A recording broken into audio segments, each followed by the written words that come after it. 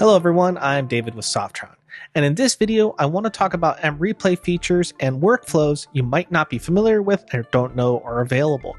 So in this video we're going to go beyond the basics in the mReplay workflows. So obviously the number one use case of mReplay is for replay events like sports. So you might be capturing all your ISO feeds and then making highlights. Now that's very obvious, but there's actually something else you can do with all those ISO feeds. You can make all those play out again for switcher training. So once you've done your live replay session, you can later open that archive session and play all the angles back in unison. As we've already recorded the inputs, now all the video devices can be used as outputs. The outputs can be a different video device, that way it's easily set up so you can really do this training right away. If it would be a less common occurrence, you could use the same video devices that you used for the inputs, but you would need to rewire or patch the video signals to be seen as an input. Now for the best experience, I would take the mReplay signals that are acting as the lives and then patch that to where your camera signals come in. That way your multi-viewers, your switcher, and everything else shows that signal as if it were live. Now make sure to let your engineering team handle any patches, because honestly, telling someone, well, David from Softron told me to do it, is not going to fly for an excuse. So please don't throw my name as a reason you do that. So with those live signals set up, you can run the switcher, run the whole event, and act like if it was live again. Now, if you are doing long sporting events, one of the challenges of that is all the storage you're using. And it does take up a lot of space if you have more cameras and a lot of angles and a lot of time. And of course, one of those things is if you have intermissions between games, timeouts, commercial breaks. These are things we don't really need to record, and it's just wasting storage. The good news is there's a really simple solution for that. You can go to File and pause recording on all inputs. This will keep the time code the same, but it won't record any of the video at this time. And when you're ready, you just hit Resume Recording. Pausing and resuming the recording will also show up in the browser, so it's easily tracked.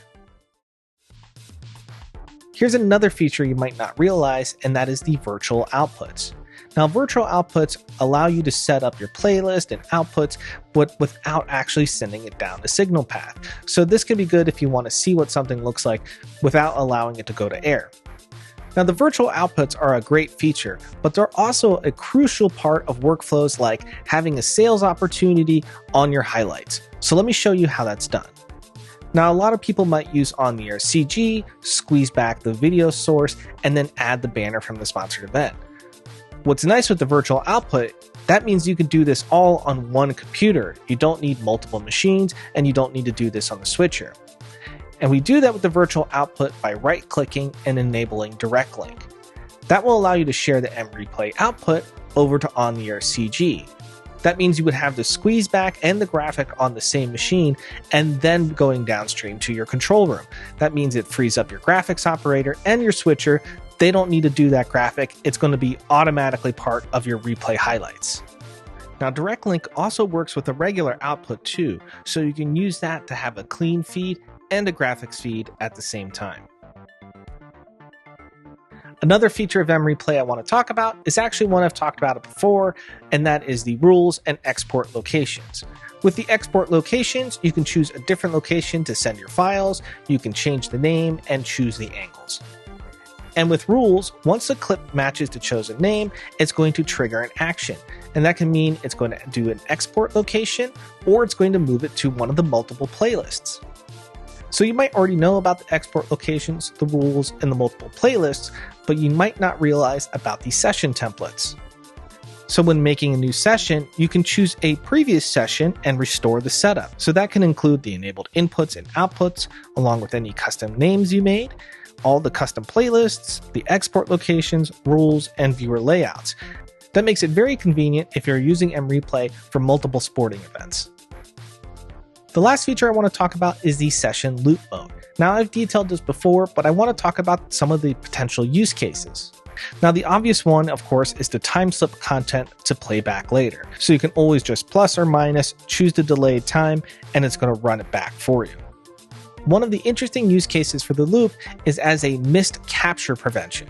So some users use this as loss prevention to capture all these different video feeds, so they can always leave production output to capture in this 10-hour loop. So if someone forgot to record, you can go back to the missing recording, find the in point and out point, and export the production. So I hope that helps you understand some of the great features of mReplay and the not so obvious workflows that are available with it.